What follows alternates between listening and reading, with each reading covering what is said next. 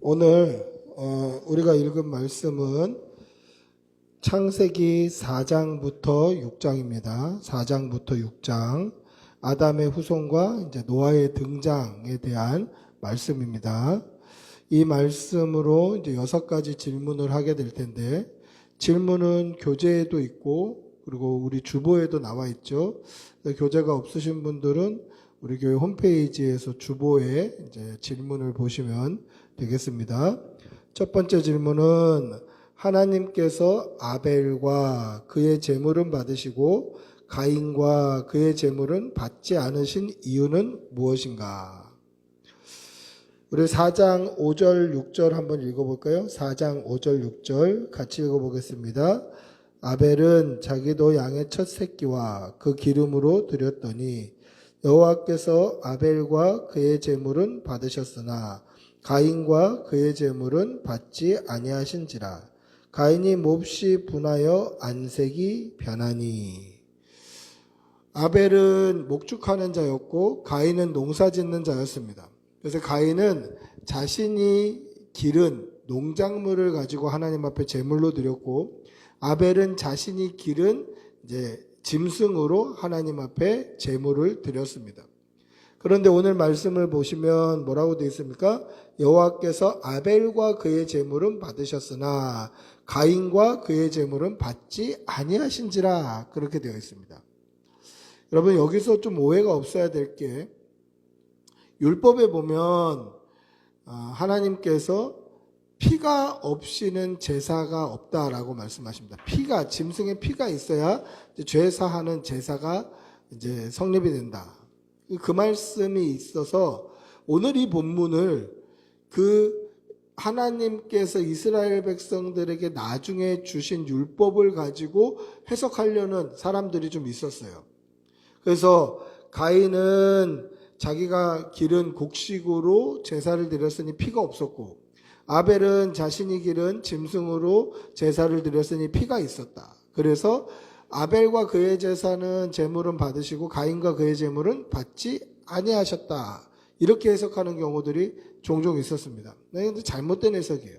왜냐하면 가인과 아벨이 있었던 이 시기에는 하나님의 율법도 있기 전이에요.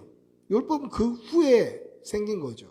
그러니까 예를 들면 법이 생기기 전에 그 전에 살았던 사람에게 나중에 생긴 법을 소급해서 적용할 수는 없죠. 당연히 없습니다. 그러면 뭐 때문에 하나님께서 아벨의 제사는 받으시고 가인의 제사는 받지 아니하셨던 것일까?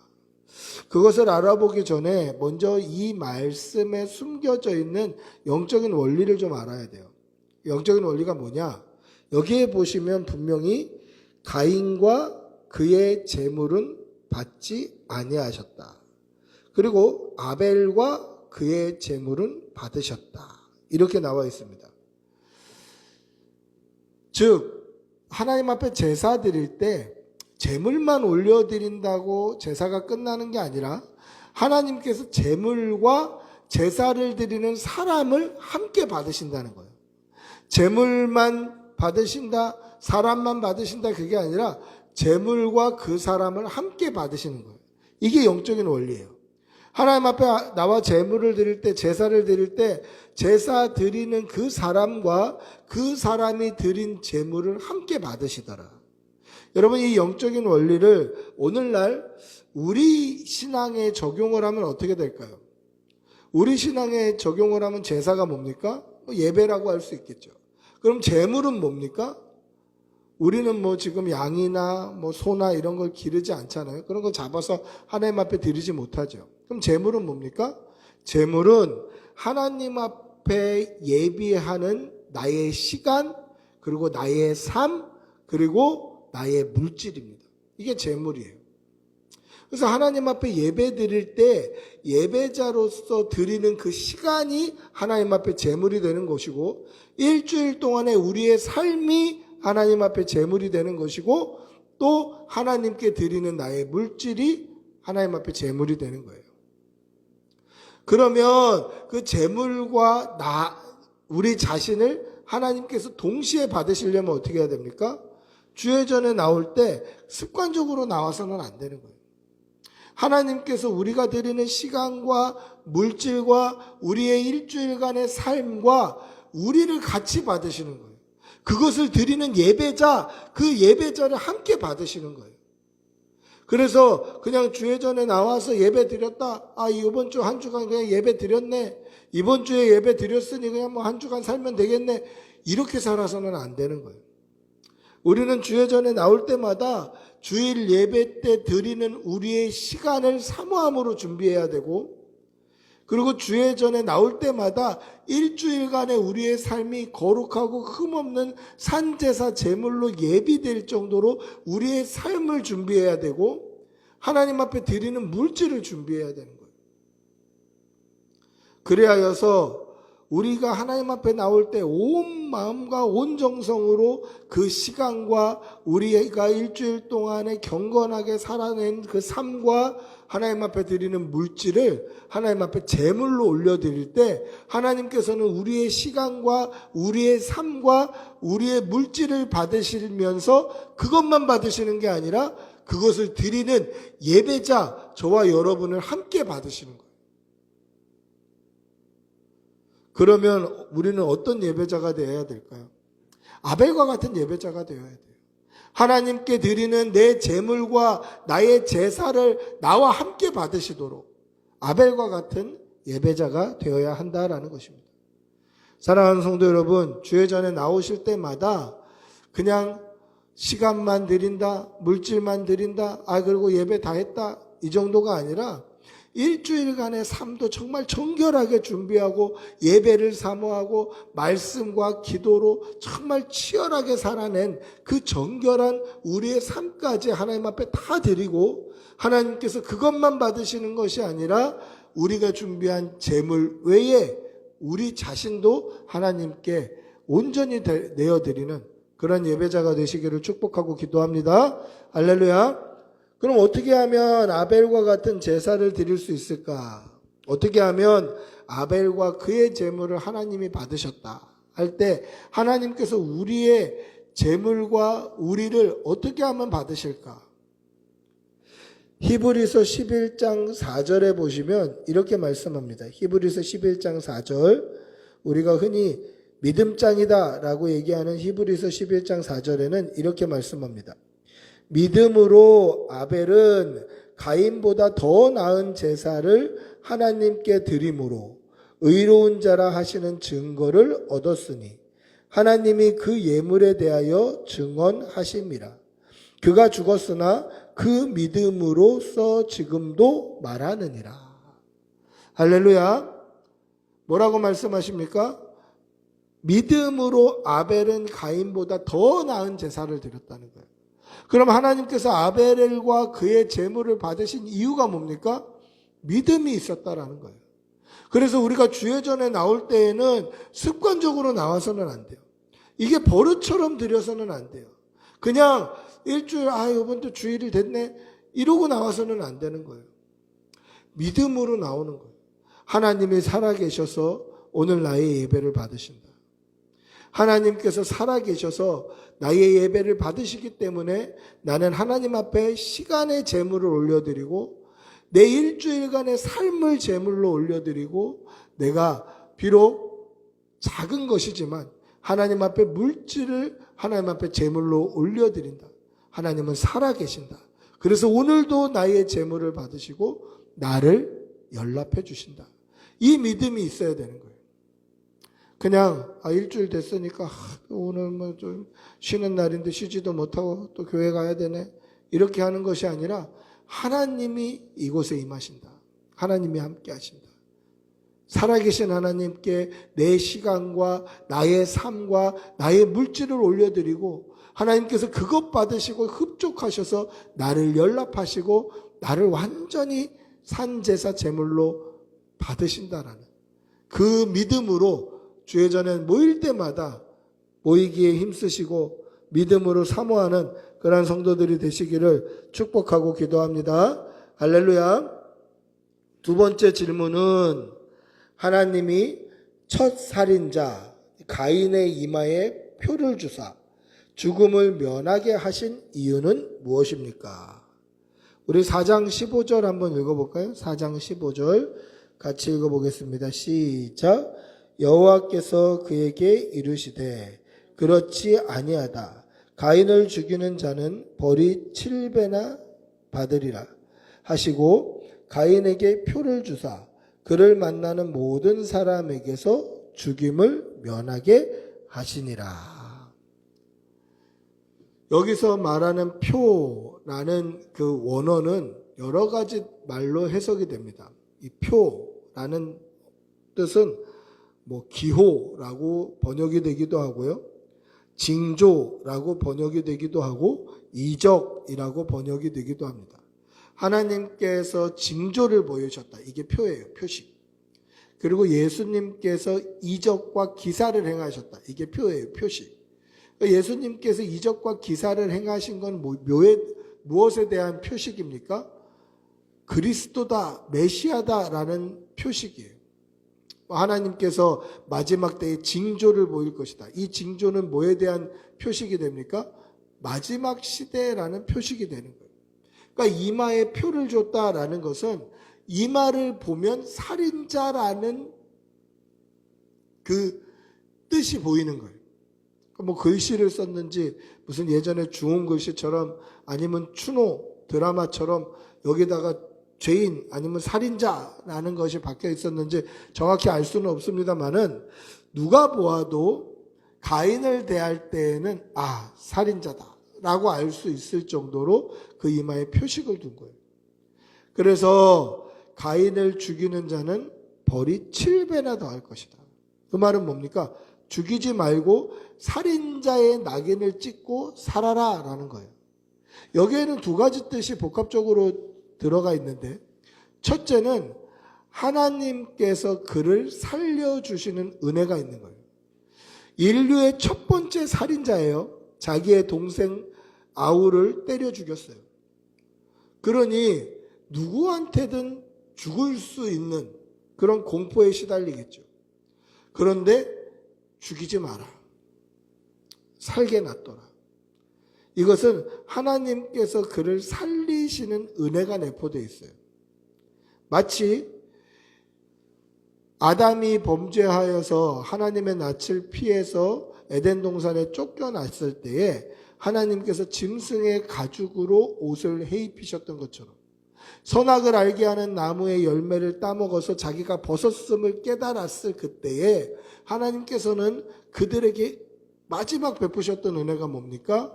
짐승의 가죽 옷을 해입히셨다라는 거죠. 이것과 같이 가인을 죽지 않도록 보호하시는 은혜가 있는 거예요.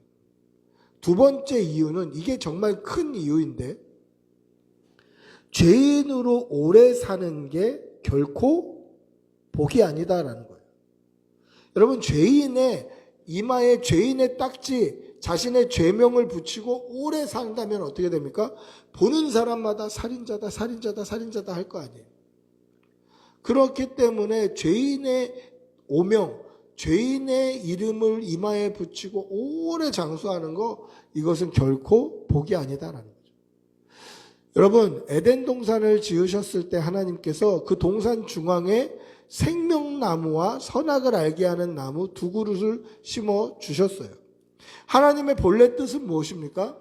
동산에서 생명나무의 실과를 먹고 동산에서 영원히 하나님이 주시는 그 낙원의 기쁨과 하나님의 은혜를 맛보며 영원히 거기서 살라고 생명나무를 주신 거예요.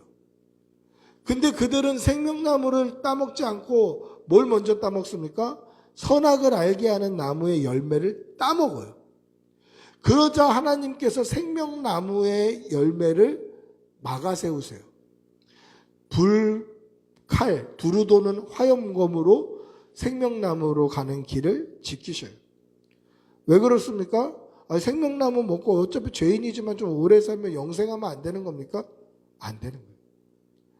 죄인으로 영원히 사는 것은 결코 복이 될 수 없는 거예요. 그래서 하나님께서는 아벨의 이마에 살인자의 표시, 징조, 이적, 이것을 딱 붙여주시고 죽지 못하게 하시는 거예요. 죽지도 못하고 살인자의 표식을 가지고 오래 살게 되는 거죠.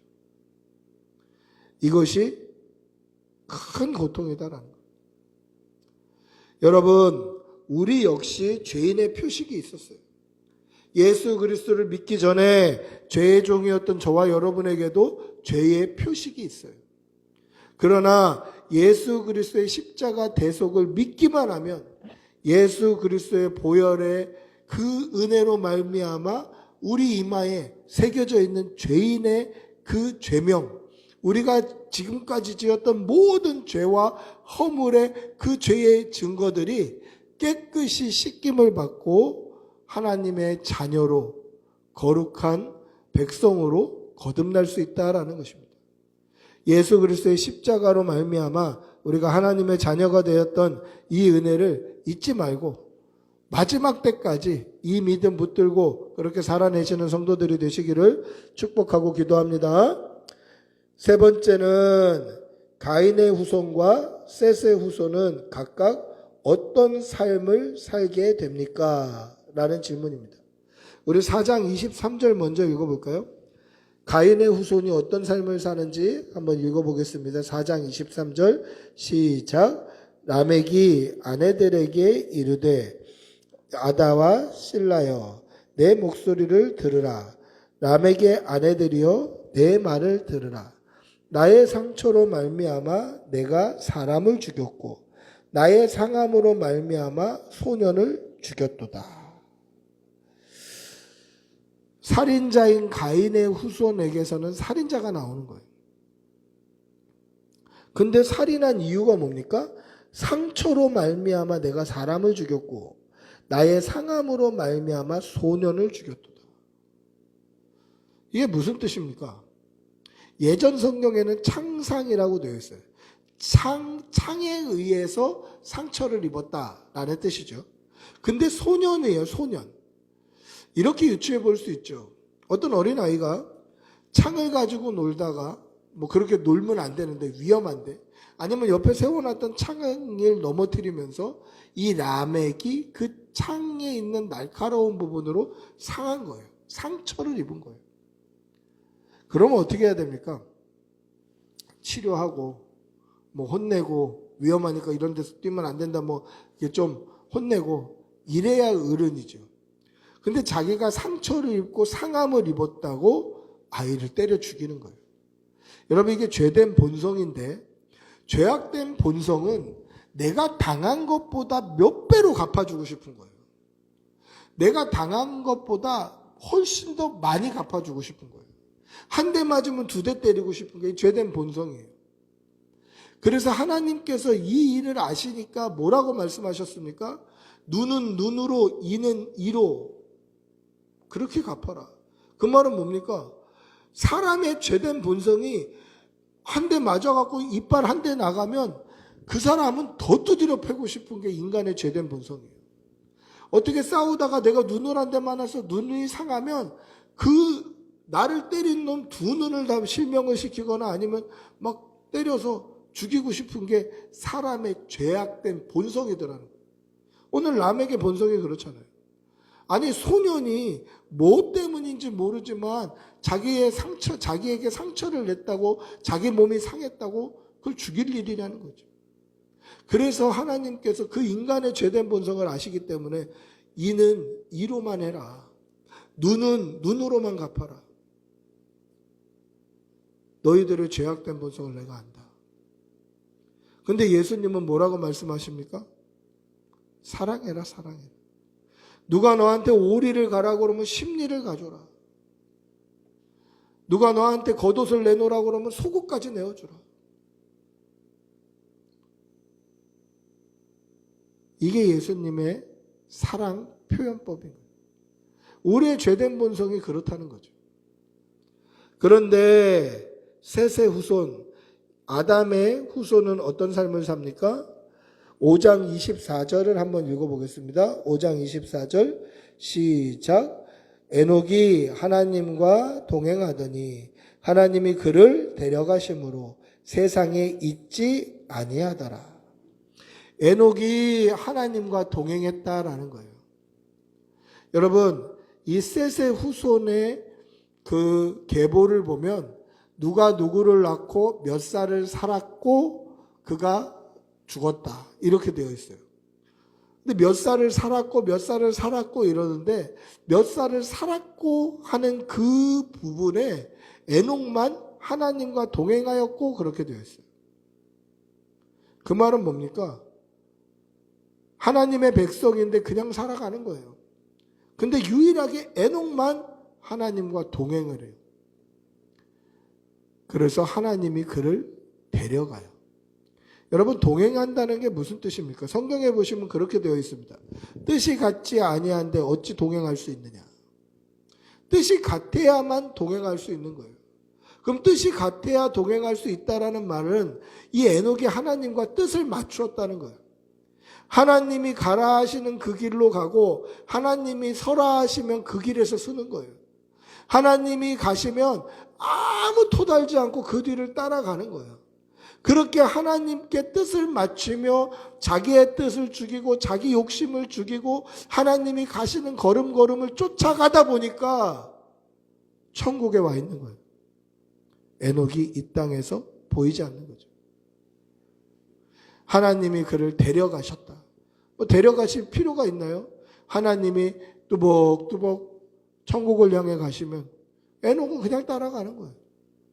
가다 보니까 아버지 계신 그곳에 이르게 되는 거죠. 여러분, 이 두 사람, 가인의 후손 라멕은 아담의 7대 손입니다.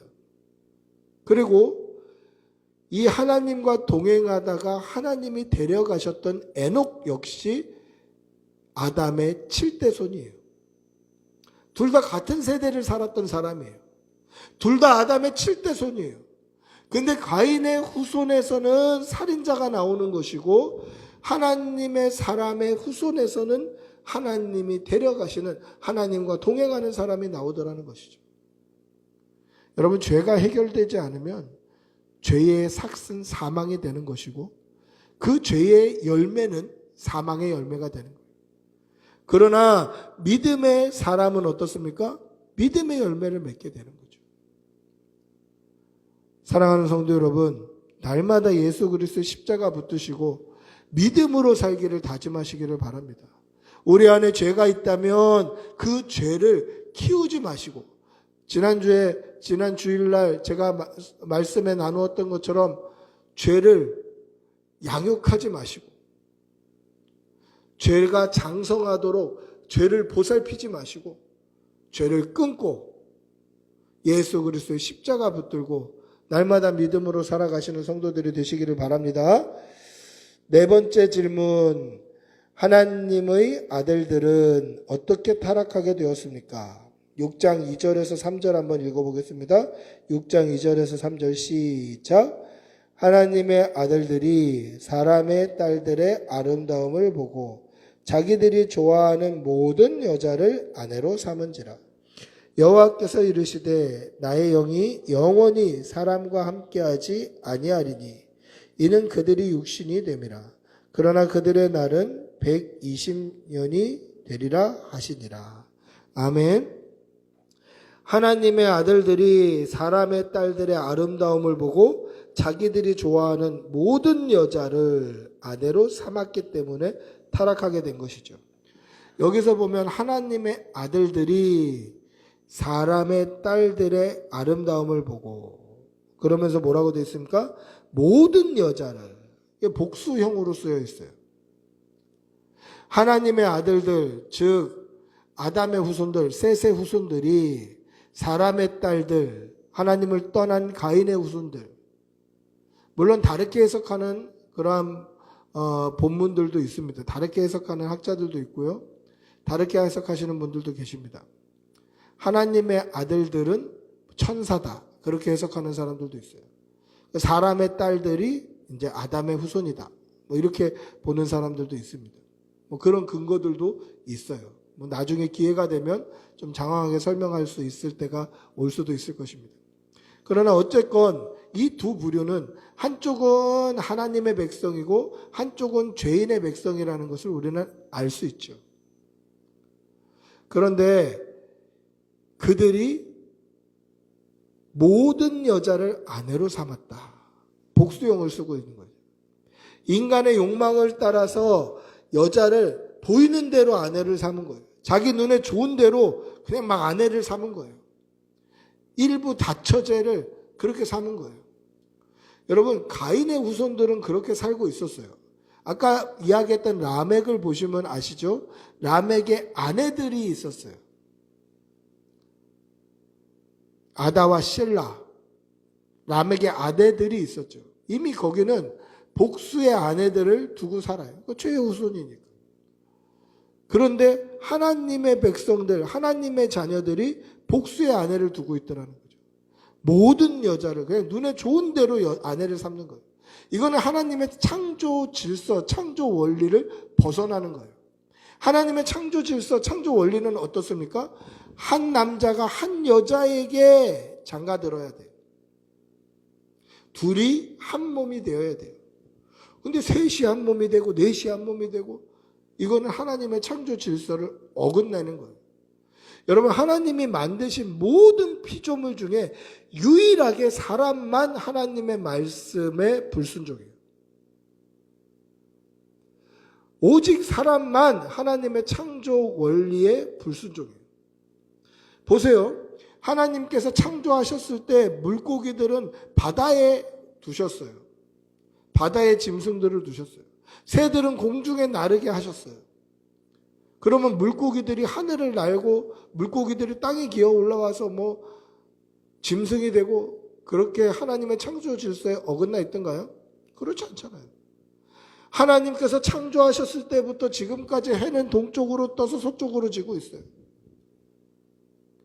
하나님께서 창조하셨을 때부터 지금까지 땅의 짐승들은 자신의 창조 원리에 맞게 살아가고 있어요. 그런데 유일하게 오직 사람만이 하나님께 불순종하더라는 거죠. 왜 그렇습니까? 선악과를 따먹은 이유 때문에 교만하여서 하나님과 같이 되고 싶은 거예요. 그래서 자기 눈에 좋은 대로 자기 마음에 드는 대로 막 아내를 삼아요. 이게 죄다라는 거예요. 이것이 죄다. 선악과를 따먹은 결과다라는 것입니다. 결국 이 죄 때문에 하나님께서는 독생자를 보내셔야만 했다라는 것이죠. 그럼 어떻게 해야 됩니까? 우리가 여전히 불순종해야 되나요? 여전히 하나님 앞에 교만해야 됩니까? 그렇지 않더라는 거죠.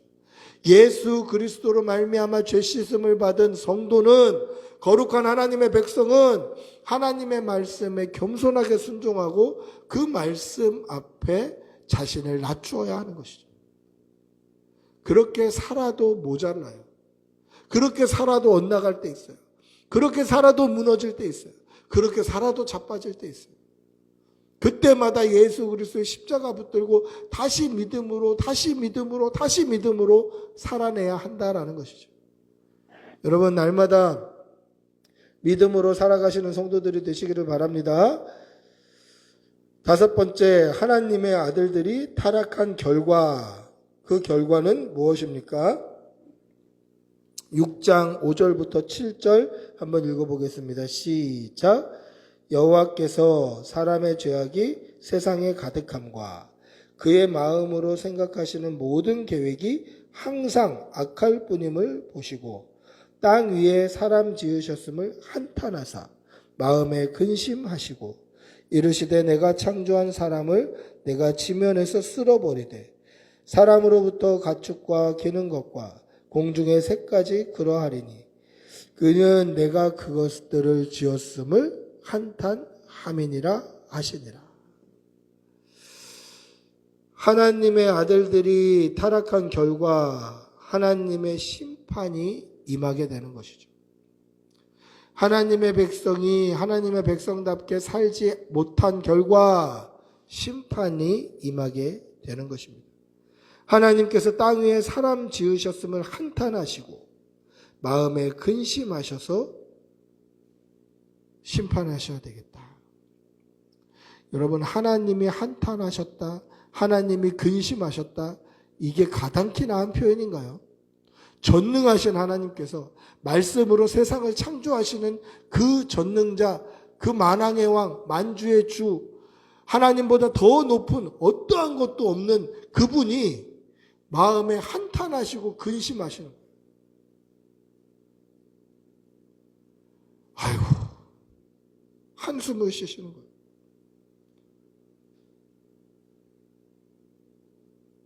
이게 가능한 표현입니까? 못할 게 없으신 그분이 한탄을 하시는 거예요. 가능한가요?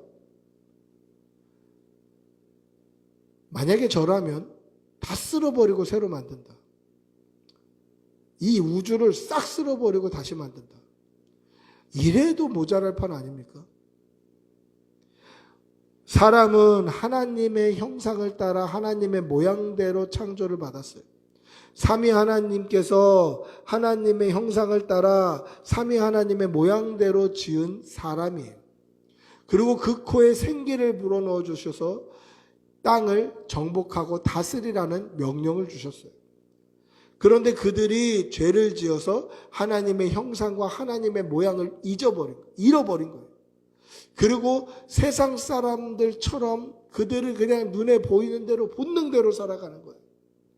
그러자 하나님께서 사람을 창조하셨을 때 보시기에 심히 좋았다 하셨는데, 이제는 그 사람 때문에 하나님이 한탄하시고 근심을 하시는 거예요. 하나님의 형상을 잃어버린 거예요. 하나님의 모양을 잃어버린 거예요.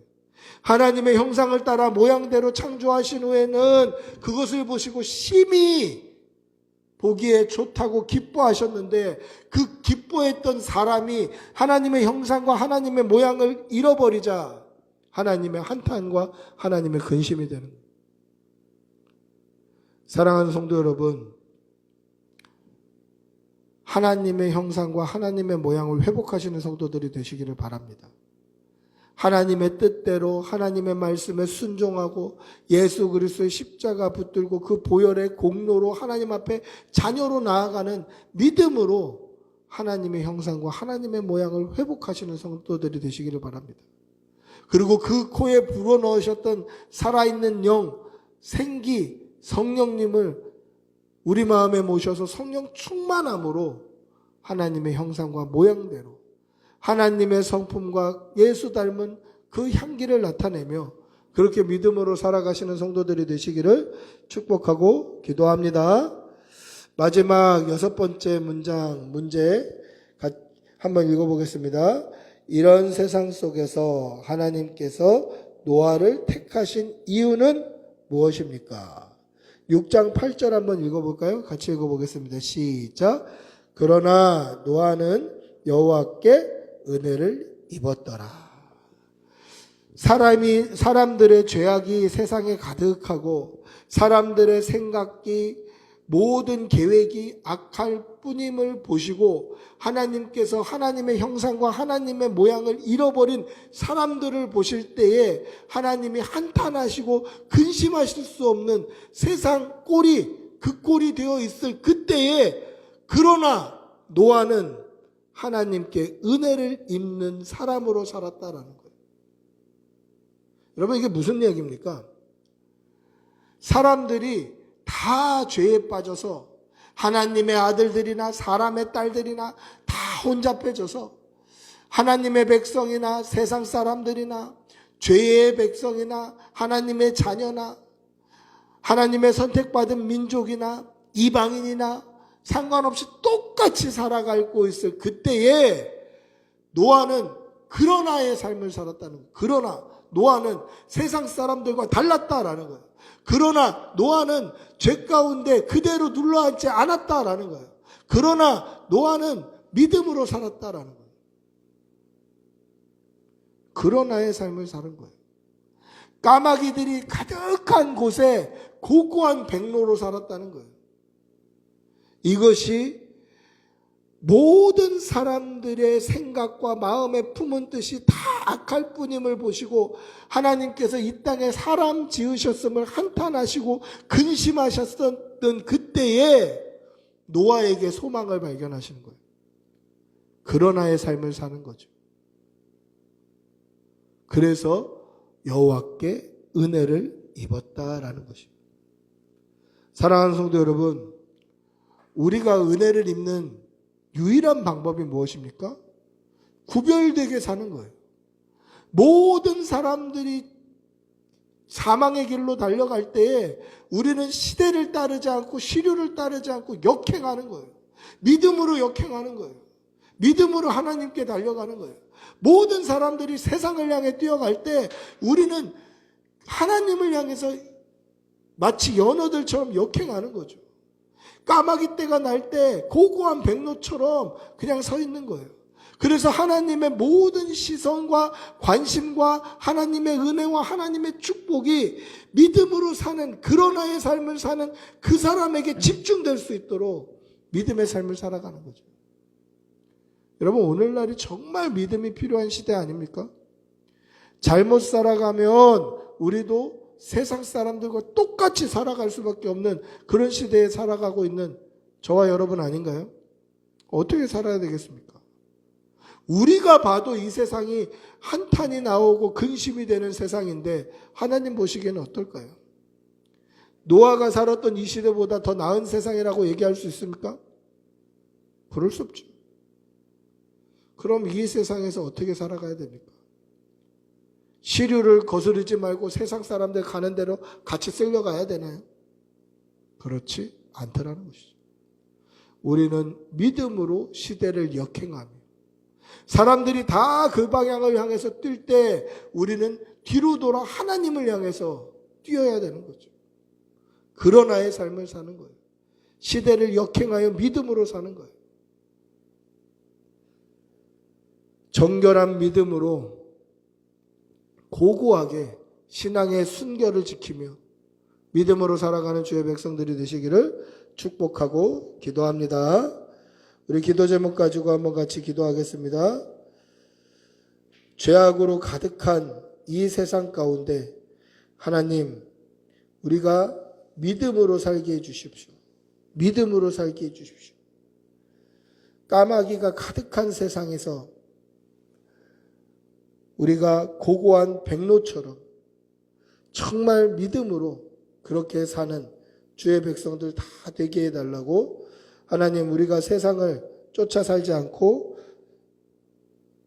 하나님의 백성답게 세상을 역행하며 하나님께로 달려가는 주의 백성들 되게 해달라고 우리 주님의 이름 부르고 같이 기도하시고 자연스럽게 개인 기도하시겠습니다. 같이 기도하겠습니다. 주님, 주께서 함께하여 주시옵소서.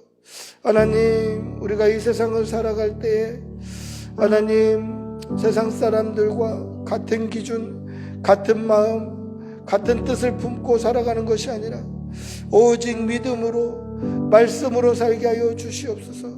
시류를 따르는 것이 아니라 하나님을 따르게 하여 주시고 시대를 쫓아 사는 것이 아니라 말씀을 쫓아 살게 하여 주시옵소서.